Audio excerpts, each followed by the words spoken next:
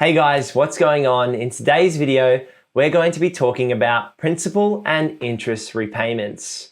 Now I get asked a lot, what's better, principal and interest or interest only? So in this video, we're going to be focusing on P&I repayments. We're going to take a look at the definition of principal and interest. We're going to discuss the advantages and the disadvantages. And if you stick around to the end, we're going to show you exactly how I would take on principal and interest repayments in my property portfolio. So let's jump onto the screen and dive into it. So principal is the amount you borrow from a bank or a lender. Interest is the amount you're charged on your principal amount. Now, interest rates have been at record lows over the last few years. So people are paying anywhere between 2 to 4%, and they're expected to go up over the next few years. So when we're looking at principal and interest repayments, let's discuss some of the advantages. The first big advantage is that you're going to pay less over the life of the loan. The reason is you're going to be reducing the principal balance every time you make your repayments. So whether you're doing weekly, fortnightly, or monthly on your loans, every time you make a repayment back to the bank, you're not just paying down the interest on the loan, you're going to be paying some of the principal off each time, and that will reduce the interest you have to pay going forward. Now this scales up over time. So as you pay down the loan, you'll pay off more principal over time than you would be interest. When you first start the loan, you'll be paying more interest than you would be paying principal. The second big advantage of going on a principal and interest loan is typically the lenders are going to give you a better interest rate. The reason they do this is because they're trying to incentivize you to start paying down your loan straight away. And really what the bank wants to do is secure your capital and their income for the long term. So if you can show that you're reliably paying principal and interest over a long period of time, the bank's going to be confident that they're making their interest comfortably and that you can afford your loan. So it reduces the bank's risk. Now, the third big advantage is you're going to pay off the loan faster.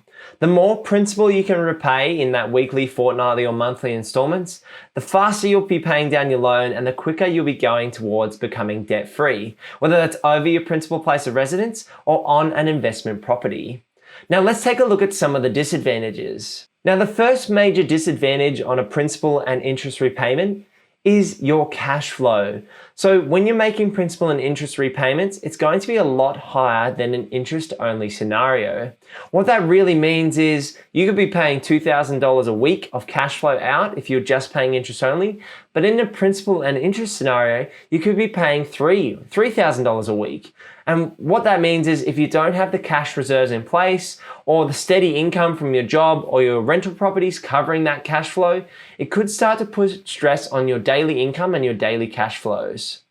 Now, the second major disadvantage is if you are an investor, you wouldn't be maximizing your tax deductibility and riding the long-term wave of growth on deductible debt.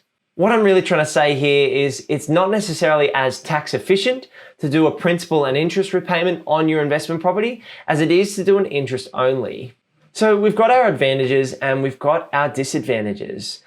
Now let's take a look exactly how I would use principal and interest repayments in my portfolio between my principal place of residence and my investment properties. So I've drawn on the screen, as you can see, your own home and a couple of investment properties. Now this is, the expectation of what people will be trying to achieve as they build out a property portfolio over time. So let's start with your own home and how I would structure it.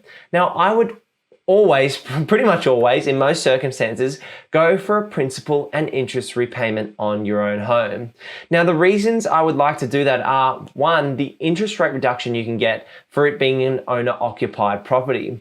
Lots of the banks and lenders really give large discounts to homeowners who are living in their own home, and we've seen that in the market recently. I've heard of rates as low as 1.79% or 1.99% locked in up to the 4-year mark. Now you can't really get that anymore in the market. We're more talking in the mid to high 2s. So what I do for my own home is lock in that great rate, pay down principal and interest, and treat it as a forced saving structure. The other critical factor as to why I pay principal and interest on my own home is that I'm trying to reduce non-deductible debt. The reason I'm trying to reduce non-deductible debt is because every year when I have a chat to my accountant and start to prepare my tax return, any debt that's in my personal name for my own home, I can't claim a tax deduction for. Now let's take a look at principal and interest repayments on investment properties and when it makes sense to use P&I and when it doesn't make sense to use principal and interest repayments on your investments. Now, what I've got on screen is two types of investment property strategies. I've got a growth strategy and I've got a retirement strategy. So in the growth strategy, if I've bought an investment property and I'm looking to grow my property portfolio over the next few years, then I will typically go for an interest-only loan. So the reason is it's deductible debt on that investment property. I can also reduce the monthly cash flows that I have to pay out of my bank account. And that means I can build up more cash reserves for one, in case of an emergency, and two, to use towards future deposits. So let's take a look at the other type of investment property. In investment retirement scenario, I'm not looking to accumulate any more properties. And that's where I might want to use principal and interest. The reason being is it's going to help me pay down the debt quicker. It's also potentially going to give me a better interest rate with my bank or lender.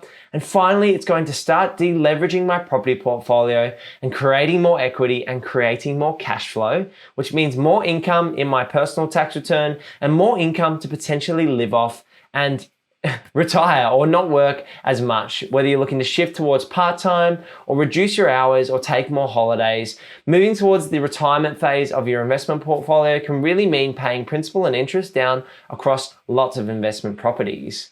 Now, it's still deductible debt, so any of the interest repayments on that property will still be deductible for tax purposes.